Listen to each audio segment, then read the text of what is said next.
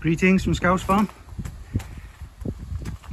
What I'm going to do today is show you, I've just emptied the compost bin, but before I get to the bin I want to show you some blight on the tomato.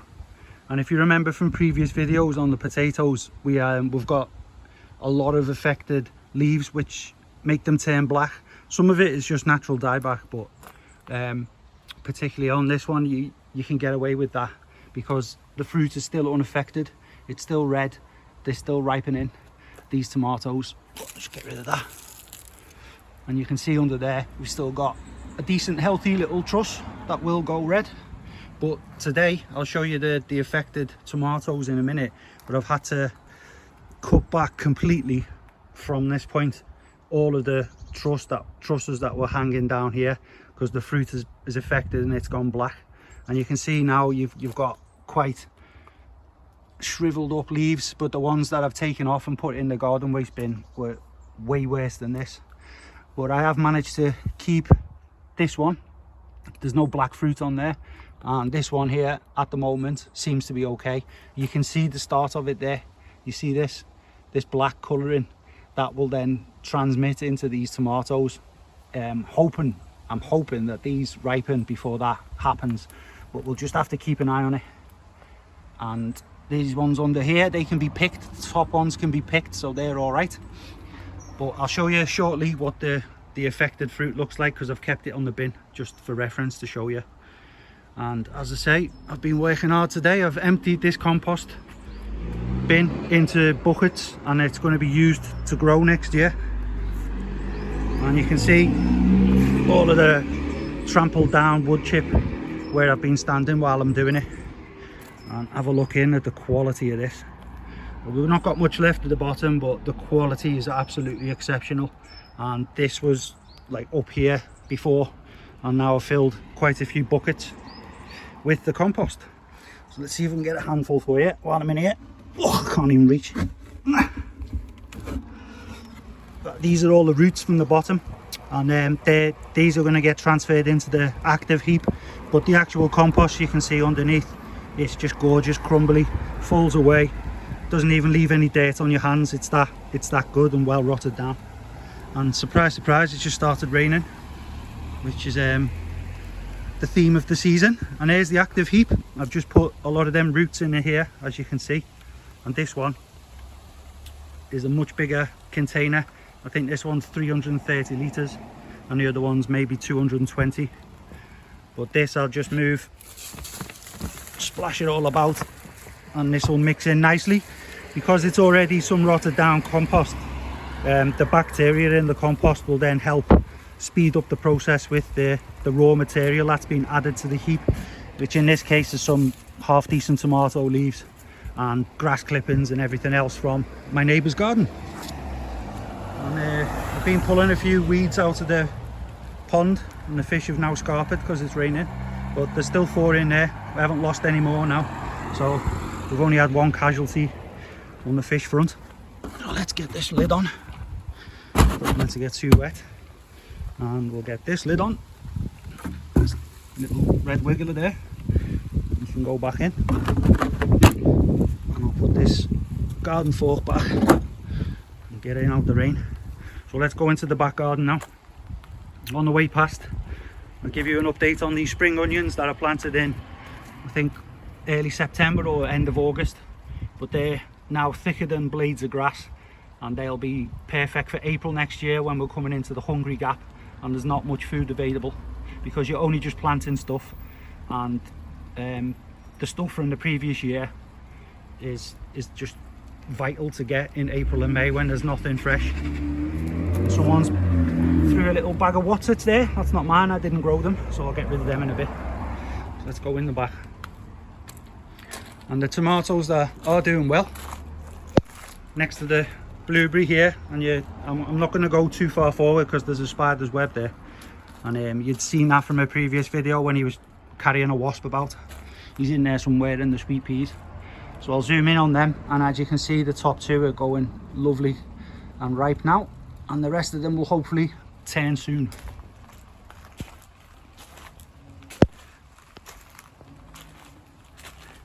And here we have the buckets. Carrots in there, I'll be harvesting them at some point soon. And 1, 2, 3, 4, 5, 6, 7, 8, there's nine and a half buckets of compost out of that heap. And these are all on this little fence there. These are all the 30-litre ones, and then these ones are the 12-litre ones. So that's lots of compost for next year. And as you can see in the background there, I've put a brace across the bottom and screwed it into the plank that I've used as a retainer, and I've brought a big stepping stone thing through from the front just to fill a gap here, and then I'm going to use the cut down wood from the tree to fill in some gaps, and probably maybe put a couple of little ground creeping flowers here just to keep it low level. And then I can use this little patch here, won't go to waste. I can grow carrots in there, because as you've seen from a recent carrot harvest video, this soil is okay to grow carrots, because I had a great harvest from this little section here. And all this now is new soil and bits of compost mixed in, and next year I'll be growing a lot of different crops in this area. I think I'm going to do a lot of onions there next year as well. So that's what I've been up to, and it wasn't raining before, but now it is. But I wanted to show you the back of the garden as well. So if you will kindly join me, we'll walk up past this other bed. Still got the leek there. That was a late planted leek. So again, going forward into next year, into the hungry gap of about April, May, this will be a fully sized leek ready to harvest. And this one is still standing up straight. That one needs Viagra, so I don't know what's happened to that. I think maybe something's chomped on it, or I don't know. I'll just see if it stands back up again. But it's not too much of a problem. I've still got 1 or 2. And the last 2 pears on the tree, you can see there, they are absolutely gorgeous, because I've taken a few off and left them in the kitchen to ripen. And that one is of a good size, so I'll twist that, see if it comes off in my hand now, which I expect it will at some point. Bear with me. There you go. We've got a nice juicy fat conference pear from this dwarf pear tree, and I'll put this pear on the window sill inside the kitchen to let it ripen and soften, because that's how I like it, with a lot more sugar content. And we'll swing past the roses. And this, I've not shown you much of this before, but this is basically the drive. That's why it looks like a strange shape, and it looks like it's going into next door's garden, but it's just simply because I'm the last house in the road and there's no other way to get a drive in. So this was a drive, and this bit, which is a slightly different colour, that was where a big shed was, but rats were getting underneath the shed, and my dad reconstituted or reclaimed all of this fencing from round the cricket pitch up in Wigan, and this has been used in place of buying brand new fence panels. And this fence is about 30 years old, and the quality of the wood far outweighs anything you can buy today. It is fantastic. So we just cut off a few little tops that were rotted, cut them to size, and I'll see if you can see the grain on the top, but that is just fantastic. So it's 30 years old, this fencing, and it was next to a cricket pitch and a woodland, so it was covered in moss and everything. And now it's been reclaimed and brought back into Liverpool, and it's now used as my garden fence.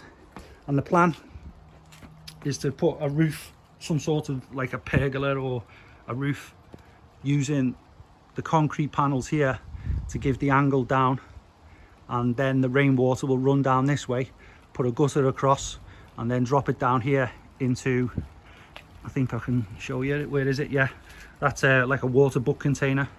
So I'll reharvest rainwater and make it use of it in the garden.